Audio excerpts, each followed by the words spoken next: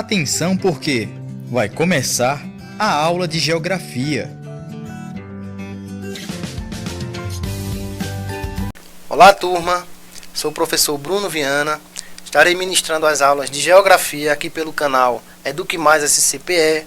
Se você não é inscrito, vai lá e se inscreve, tá? Agora a nossa aula será para os 7º anos. Peguem seu material para anotações.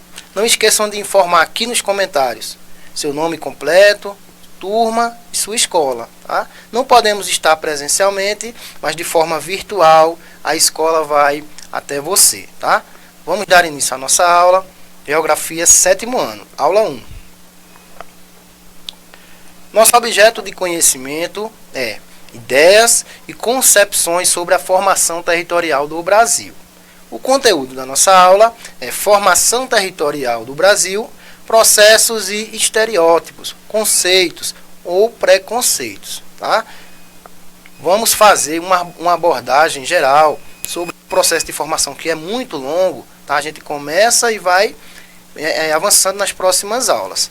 Por exemplo, será que o Brasil sempre teve esse formato?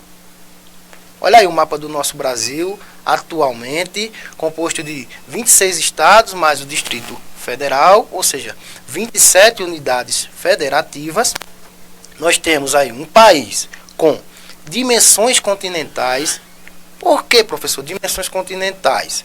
Porque nós temos um país do tamanho de um continente. Então, o Brasil ele tem uma extensão territorial de mais de 8.000 km², quase o tamanho do continente da Oceania, um pouco menor do que a Europa. Então, são dimensões continentais, né, muito extenso.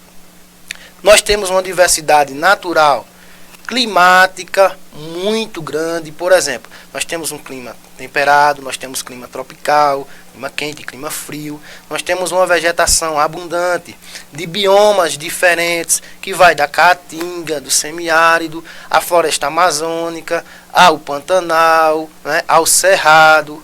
Nós temos um relevo também muito diversificado de planalto, de planície, de rios. Então, o Brasil tem uma diversidade natural muito forte. Uma riqueza mineral também, né, forjada, por exemplo, o estado de Minas Gerais, também ele vai surgir através do minério. Então, o minério no Brasil também é um recurso muito abundante. Hídrico, a maior bacia hidrográfica do planeta, a bacia do Rio Amazonas.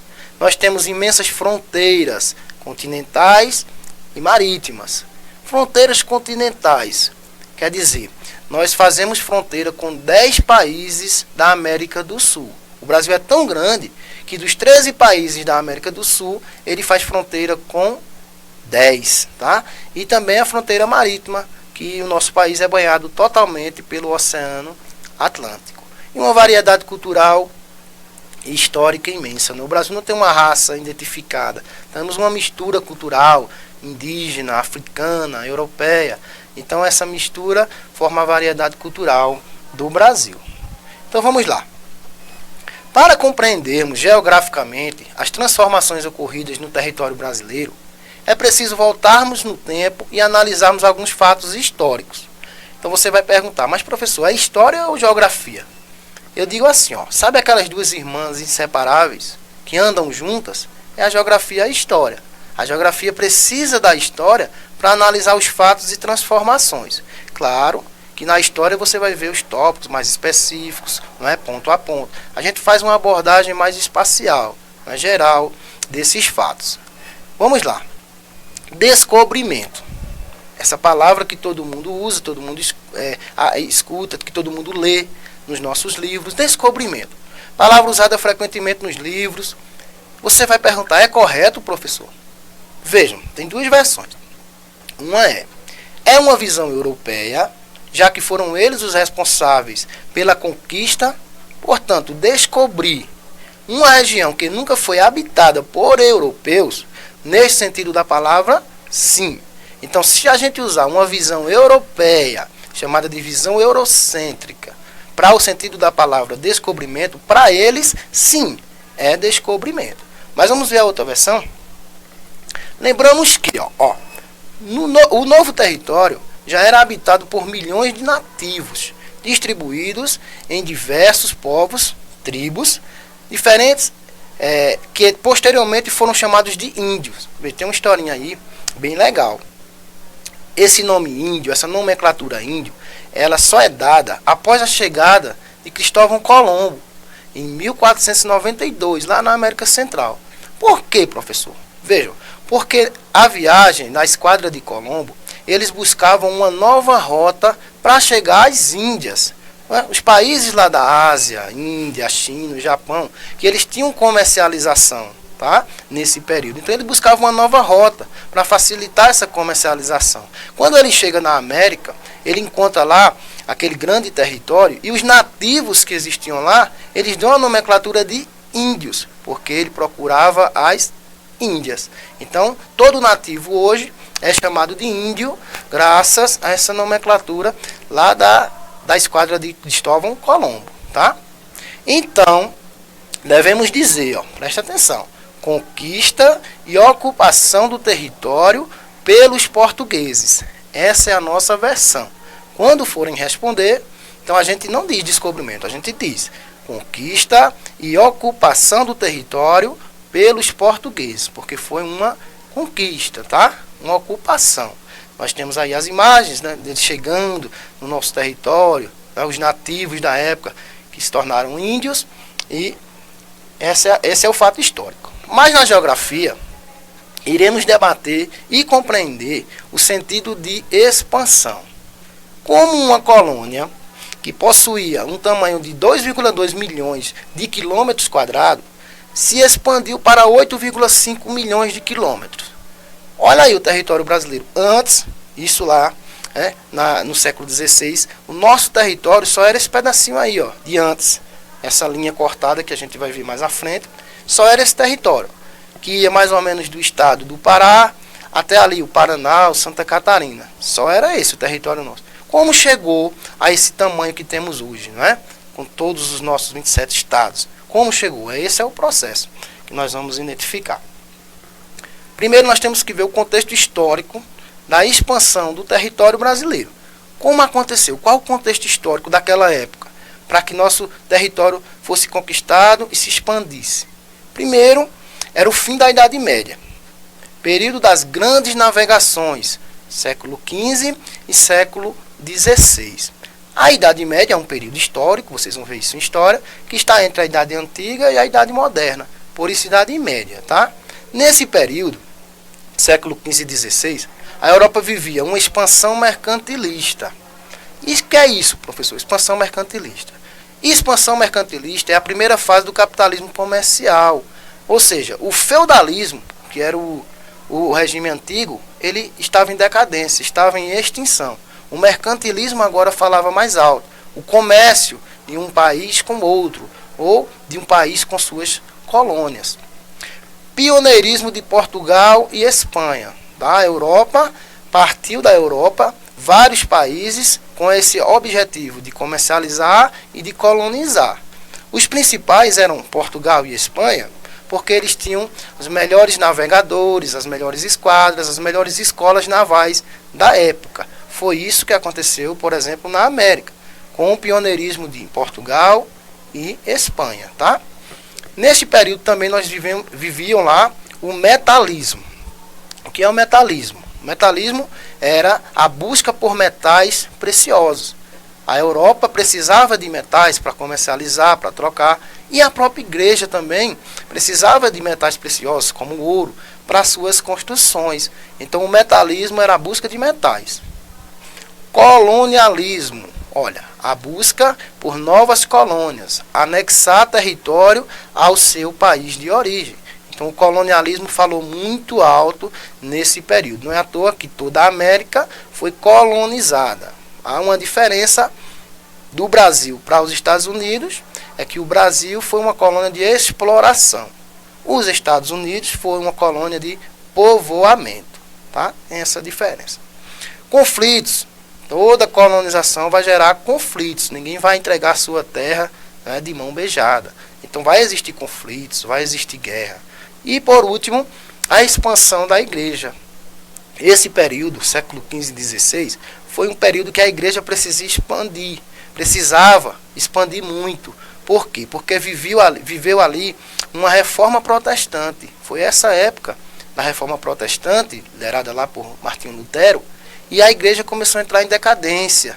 Então, ela precisava expandir. Em cada viagem, cada navegação, eles colocavam lá padres e a própria igreja financiava essas excursões. Pode olhar nas caravelas que tem a cruz, ó, a cruz de Malta, e os padres que viajavam para expandir o cristianismo e o catolicismo. Não podemos falar em formação territorial se não falarmos do Tratado de Tordesilhas. E o que foi isso? Para evitar conflitos entre as monarquias ibéricas, Espanha e Portugal, assinaram o Tratado de Tordesilhas em 1494. Esse acordo estabelecia os limites das terras a serem ocupadas na América. Sendo assim, coube a Portugal o domínio sobre uma pequena parcela do continente americano, restrita ao litoral brasileiro. Aí você vai dizer, que tratado é isso? Olha, esse tratado ele foi assinado em 1494, antes mesmo da chegada de Pedro Álvares Cabral ao Brasil, que foi em 1500. Mas vejam, antes desse tratado, Cristóvão Colombo já havia chegado à América Central em 1492. Então, eles já sabiam lá os reinos de Portugal e o reino da Castela, que era o reino da Espanha, eles queriam um domínio sobre aquelas terras. Então, eles decidiram assinar um documento para dominar e conquistar aquelas novas terras que viriam a ser descobertas. Eles já sabiam. E nessa época, tudo era vigiado e advogado pela igreja. A igreja católica, ela comandava, era muito forte nos domínios dos governos. Nesse período, o papa da época era o papa Alexandre VI. E ele advogou nesse tratado, sim, acordando com os dois reinos, os dois países, né, para que eles viessem a dividir as terras. Então, foi assinado em Tordesilhas esse tratado. As terras a leste pertenceriam a Portugal e as terras a oeste, aí ó, na cor verde, pertenceriam à Espanha. E foi assim que ficou. A parte brasileira, né, vai surgir somente nessa parte que ficou para Portugal. Essa linha vermelha é a linha imaginária do Tratado de Tordesilhas. Vamos passar. Observe os aspectos do mapa brasileiro com os limites do Tratado de Tordesilhas e as capitanias hereditárias. As capitanias hereditárias foram a primeira divisão administrativa e territorial implantada pelos portugueses. Eram 14 capitanias, divididas em 15 grandes faixas de terras, né, doadas para 12 donos, ou seja, 12 donatários, pessoas ligadas à coroa, à monarquia. Então, na parte que pertencia a Portugal, ó, olha aí, ó, a linha Tratado de Tordesilhas, a parte à direita, a parte leste pertencia a Portugal. A primeira forma de regionalizar e dividir o espaço foram essas capitanias, essas grandes faixas de terra que a monarquia de Portugal dividiu para melhor facilitar seu trabalho, sua exploração e sua comercialização. Então, as capitanias, a partir dela vai surgir a regionalização brasileira, vai surgir os estados, as regiões. Isso é um processo histórico, tá? Depois essa linha vai ser invadida, vai ter outro tratado, vai acabar o Tratado de Tordesilhas e tudo vai se formando, vai modificando. Mas essas capitanias foram muito importantes para o Brasil, porque cada uma tinha um governo diferente e um processo de comercialização. Dentre essas capitanias, a gente destaca a de Pernambuco e a de São Vicente, que é lá em São Paulo. Foram as que renderam mais para a monarquia. Mas isso vocês vão ver mais detalhado em outras aulas. Por enquanto é só essa visão, tá? Vamos lá. O que é um território? Parte apropriada do espaço delimitada com fronteiras. Não existe território sem fronteiras, tá? O domínio pertence a alguém. No caso do Brasil, pela lógica, pertencia aos índios, certo? Se eu tenho lá uma população nativa vivendo e chega lá uns invasores, pessoas de fora, o território, pela lógica, seria meu. Foi o caso dos nativos. Essa charge, ó, ela mostra bem, ó, os índios falando, bom, adeus ao sonho da casa própria, como se eles estivessem perdendo a própria casa. E foi isso que aconteceu, tá? Temos também aí, ó, a troca de produtos dos portugueses com os índios. No começo não foi matança, não foi genocídio. Foi uma troca de favores. Os índios trabalham e eles ganham produtos em troca. essa prática ficou conhecida como escambo. Depois a gente vai ver detalhado. Fatores para o domínio e exploração do território. Busca por metais. O metalismo, que nós vimos anteriormente. Ouro e prata para atender o mercado europeu. Então a busca por metais era muito forte, uma necessidade. Outra coisa também foi as invasões estrangeiras. Cobiças de outras nações, entre elas Holanda, França e Inglaterra. Não só foi Portugal e Espanha que chegou na América, outras nações também chegaram para invadir, tá? Por exemplo, a região das Guianas é uma herança dessas nações invasoras. Nós temos aí na primeira imagem, ó, a caravela lá com a bandeira da Holanda, tá? A esquadra da Holanda. Nós temos um mapa do Brasil aí, ó, quando os holandeses chegaram ao Brasil e invadiram o nosso território e conquistaram. A invasão holandesa lá em Salvador, que não deu certo. A invasão holandesa em Olinda, que essa que sim deu certo. Depois, Portugal retoma seu território, mas eles conseguiram invadir, tá? E a região das Guianas, o que são as Guianas, professor? É uma junção de 3 pequenos países que fazem fronteira com o norte do Brasil. Nós temos aí, ó, a Guiana Francesa, em rosa, que pertence à França, atualmente é um território que pertence à França. O Suriname, que pertencia à Holanda, e a Guiana, que foi colonizada pela Inglaterra. Então, na América, nós temos essas 3 invasões estrangeiras que terminou em colonização. Tá? Busca por fiéis, ó, outro ponto. Parceria com a igreja, por exemplo. Nas caravelas, o símbolo era a cruz de Malta. Então, você vai ver aí a imagem. Nas caravelas tinha cruz, essa chamada de cruz de Malta. Então, a igreja também financiava essas grandes navegações. A igreja em decadência. Nesse período, eu falei a vocês, a igreja estava em decadência. Padres foram introduzidos nessas missões, chamados padres jesuítas. A principal função dos jesuítas era evangelizar, catequizar e tornar cristãos os indígenas que habitavam essas terras. Então veja a função da igreja, né? Colocar uma nova cultura. Os jesuítas não ensinavam apenas os indígenas. Os filhos de colonos, principalmente dos senhores de engenho, também eram educados por ele. Essa era a função dos padres jesuítas nesse período de grandes navegações. Características da formação. Ó. Primeiro, o genocídio indígena. Genocídio é uma matança em massa, e isso aconteceu. Um legado negativo, um extermínio de aproximadamente 4 milhões de índios. Quando aquela troca de favores acabou, a amizade acabou, então os índios foram exterminados, escravizados, né, com um genocídio indígena gigante. Então eles não tinham mais pena, eles não serviam mais para trabalhar, começavam as guerras e as matanças. Isso aconteceu.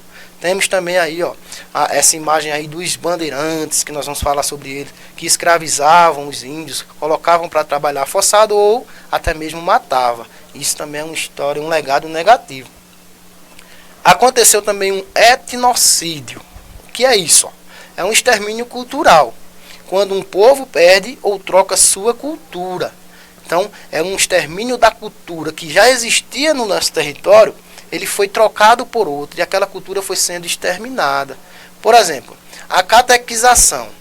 Então, a obrigação de se estudar uma religião, de se aperfeiçoar nessa religião, de aprender essa religião que você nunca conhecia. Então, isso foi um papel dos jesuítas. Uma nova cultura religiosa imposta. Os índios tinham lá suas crenças. Chega outra cultura totalmente diferente. Eles também alfabetizaram os índios. A língua portuguesa foi ensinada a eles, tá? Uma nova língua. Aconteceu uma destribalização. O que é isso? A perca das tribos para uma cultura totalmente diferente. Então nós temos aí, ó, várias imagens, ó. Os padres ensinando, catequizando, a primeira cruz, que é o símbolo do cristianismo, né? Colocada lá na capitania de São Vicente. Nós temos aí as imagens, ó, os padres jesuítas mostrando as imagens aos índios. O batismo, ó, que já era feito, ó, lavando a cabeça, molhando a cabeça dos indígenas. Então, uma cultura totalmente diferente. Temos aí o padre jesuíta, talvez o mais famoso do Brasil, que é o padre José de Anchieta. Parece o nosso padre Cícero aqui do Ceará, mas não é, viu? É o José de Anchieta, um dos fundadores da cidade de São Paulo. Então veja a função deles. Entradas e bandeiras, ó, também fundamental. Foram expedições de desbravamento com finalidades estratégicas e econômicas, realizadas pelo interior do Brasil colônia entre os séculos 17 e 18. Com efeito, essas incursões garantiram a expansão e conquista do território brasileiro. Tá? Qual a diferença de entradas e bandeiras? Primeiro, as entradas eram expedições oficiais da coroa, ligadas à monarquia, tá? Militares, muitas vezes portugueses, que iam até a linha do Tratado de Tordesilhas. As bandeiras, feitas pelos bandeirantes, eram expedições particulares, mercenários, civis, né? Escravizadores, que iam além de Tordesilhas. Então eles não respeitaram a linha. Bandeirantes ou sertanistas, ó, eram desbravadores e escravizadores, financiadas pela coroa portuguesa, descobrir ouro e pedras preciosas e atuar no combate aos povos indígenas que resistiam. Tá? Isso era a função dos bandeirantes. Nós temos aí, olha, escravizando os índios. Quando os índios não começam mais a produzir, a ter um valor adequado, aí entra a escravidão negra, os escravos africanos, que aí já é outra história. E para finalizar, olha, a ocupação e povoamento pelo litoral. No século XVI, a ocupação limitava-se ao litoral. A principal atividade econômica desse período foi o cultivo de cana para produzir o açúcar, produto muito apreciado na Europa. A produção era destinada à exportação. Tá? As propriedades rurais eram grandes extensões de terras cultivadas com força de trabalho escrava. O crescimento da exportação levou aos primeiros centros urbanos no litoral, as cidades portuárias. Então nós temos aí um mapa, né, do Brasil na época do século XVI e XVII. Essas áreas do litoral em verde eram as áreas de plantação de cana-de-açúcar, cuja as capitanias colocaram como atividade fundamental. Então as maiores cidades do litoral brasileiro aí, ó, vão ser forjadas nessas capitanias através da cana-de-açúcar. Quando você vai à praia, ou quando você for à praia, observe aqueles canaviais ainda são herança desse período de cultivo de cana-de-açúcar. Mas esse assunto é assunto para a próxima aula. A gente só vai iniciar e dar continuidade na próxima aula, tá? Para finalizar, a determinação de hoje é o sucesso de amanhã. Espero ter contribuído com essa aula. Obrigado pela atenção e até a próxima aula.